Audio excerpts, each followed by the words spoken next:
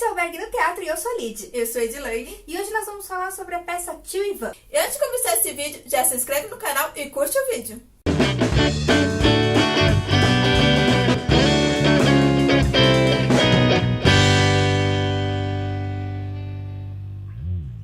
A peça conta a história de uma família, ali na virada do século XX. O texto foi inspirado por uma obra do russo Anton Chekhov e foi adaptado, assim, vamos dizer, abrasileirado, para trazer um pouco mais perto da gente, para dar um pouco mais de empatia, um pouco mais de autoconhecimento. É uma história que se passa lá no começo do século XX e que nos conta a história de uma família interiorana. Essa é uma peça imersiva e itinerante. Então, em todo momento, você está junto com o elenco, você está acompanhando a história como se fosse realmente assim, tipo... Como se a gente estivesse opinando sobre o assunto, sabe? Fizesse parte de tudo aquilo. Como é uma peça feita para muitas pessoas assistirem ao mesmo tempo e é itinerante, para que as pessoas não se percam no meio do caminho, a gente conta com a ajuda de uma assistente de palco, a Letícia Alves, que também é assistente de direção. E essa peça, ela tem um cuidado muito grande com a escolha do cenário. Na verdade, com a escolha do espaço que vai ser apresentado a peça. A primeira temporada foi apresentada ali na Paulista, na Casa das Rosas, que é uma casa tradicional de São Paulo. Tem todo o aparato para colocar a gente num ambiente de época. Como a Neném falou, a peça é imersiva. E estando no meio de tudo aquilo ali, a gente não vê os atores ali, do outro lado, se apresentando pra gente. Não, a gente vê eles aqui, a gente vê eles aqui do lado, e de repente tá aqui olhando, a gente tá olhando assim, de repente tá aqui atrás.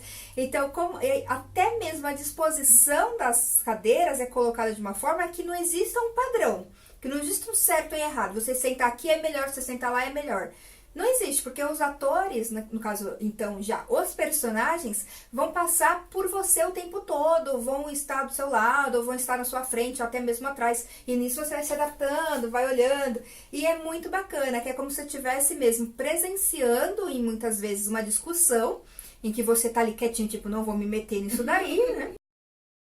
E você só fica olhando, mas você quer saber o que tá acontecendo. Então você olha, você procura, né? A gente é um pouquinho fofoqueiro nessa peça, sabe?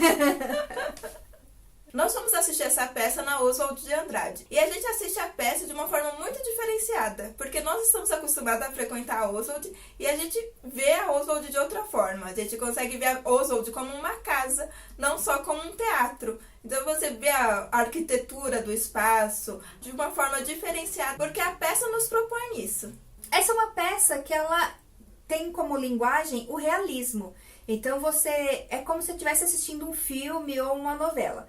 Não tem nenhuma coisa assim que remeta a alguma coisa estranha, você vai super se identificar, porque é coisa que assim, tipo, pá, tô vendo, existe, é como se tivesse assistido uma mídia que eu já conheço, então não vai ter nenhum tipo de estranhamento, a não ser a posição que você fica dentro das salas em que é apresentada.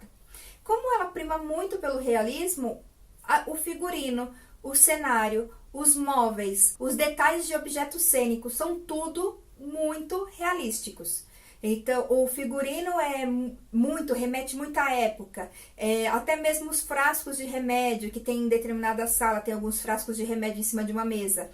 São frasquinhos que não são frasquinhos que a gente conhece hoje. São frasquinhos que a gente remete àquela época, de vidro, marronzinho e tal. Toda essa peça, ela prima e ela prioriza os detalhes. Os detalhes fazem parte não só como uma coisa assim acrescentada, como ela faz parte da peça. Os detalhes contam a história também. Justamente para tornar essa sensação de imersão mesmo ao ambiente. Quando a gente vai para a sala 2, que é já na segunda cena, o tio Ivan fala que tá chovendo, ou que vai chover, ou que tá armando alguma chuva, alguma coisa do gênero. E conforme vai rolando a cena, a gente vai ouvindo os trovões e ouvindo de repente o cair da chuva. Para quem não se atentou para a fala do tio Ivan, não percebeu essa diferença que deu no tempo, no clima da peça lá naquele momento. Mas quem percebeu pôde notar, assim, até ouvir o barulho da chuva. E eu percebi que algumas pessoas ficavam olhando assim pra janela, para ver se estava chovendo mesmo. E mais uma vez, a imersão da gente na cena, totalmente inserido no contexto do que nos era contado. Na terceira cena, a gente volta para a sala da primeira cena. Só que dessa vez, as cadeiras estão dispostas de uma outra forma, não mais como a gente encontrou da primeira vez. Conforme a gente vai sentando, a gente percebe que a cena não vai mais se passar entre a gente. Ela se passa numa extremidade e na outra. Como existe ali uma discussão, vamos falar assim, a gente fica como num ping-pong, sabe? Acompanhando mesmo, tipo, ali, aconteceu agora ali, aconteceu agora aqui, aconteceu agora ali. Porque no meio da cena não acontece nada, acontece nas extremidades. E isso foi muito legal. É legal a agilidade com que isso acontece. Você tá numa sala, daqui a pouco na outra já tá totalmente diferente. Um trabalho muito de equipe para isso acontecer. E outra coisa que também denota o quanto de ensaio e o quanto de trabalho e concentração do ator tem é nas entradas e saídas de personagens. Porque, como a gente falou, nós vamos para algumas salas. E essas salas têm a porta fechada. E de repente entra um personagem. Como ele sabia que tinha que entrar? Eu fiquei pensando nisso toda hora. Já pensou se tava no meio da fala de alguém? E de repente, não, mas tava tudo certinho, tudo cronometrado.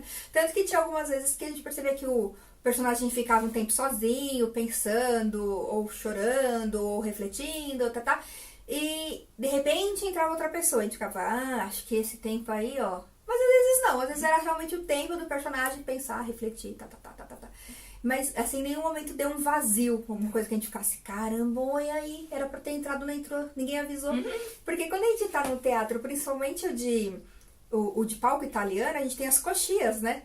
Então a gente entra e sai, às vezes a gente conversa, agora é tal cena, principalmente quando é uma peça muito extensa, ou que tem muitas entradas equivocadas, ou desencontradas, vamos dizer assim, a gente pergunta, agora é cena, não sei o que, não sei o que. E ali não tinha nem como perguntar quando eles vão perguntar. O que tá acontecendo aí dentro? Já posso entrar?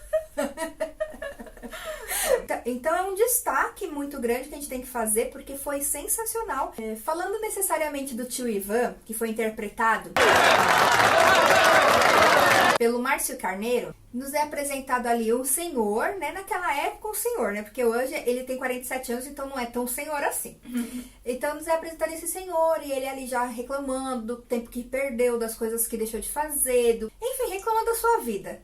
Mas mesmo ele, com toda essa reclamação, essa rabugice, essa chateação que ele traz da vida dele, esse personagem tem um frescor, tem uma coisa assim de jovialidade ainda. Tudo isso nos é apresentado pelo ator, né? Nos traz ali a jovialidade, aquele frescor que ainda existe, principalmente pelo fato de que o tio Ivan está apaixonado. Então quem se apaixona rejuvenesce, volta a ser adolescente, fica aquela coisa, né? Então o Márcio conseguiu trazer isso muito bem. Num determinado momento da peça, existe uma discussão fora da sala que a gente tá. E de repente, quando a gente tá numa das salas, a gente começa a ouvir umas vozes lá fora. Com a porta fechada, a gente consegue ouvir toda uma discussão, um burburinho, uma coisa assim, uma gritaria. E tudo se dá do lado de fora da sala. Então, nossa imaginação só fica ainda, né? Tipo, o que tá acontecendo, gente? O que tá acontecendo? É como se a gente estivesse lendo um livro, né? Você vai lendo e imaginando o que tá acontecendo. E eu achei esse recurso bastante interessante também. Como a gente falou do figurino, do cenário, do objeto cênico que nos leva para um ambiente de época, temos que destacar aí o trabalho feito pela Adriana Câmara e o Ateliê Paz. E também a Adriana é responsável pela direção dessa peça, que arrasou demais. Parabéns! Então é isso, pessoal. Muito obrigada por ter nos assistido até aqui. Se inscreva no nosso canal, curta o vídeo e compartilhe para todo mundo. E também tem nossas redes sociais, Facebook, Twitter, Instagram, tudo @alberto72. Como a gente sempre fala por aqui, vá ao teatro! Tchau!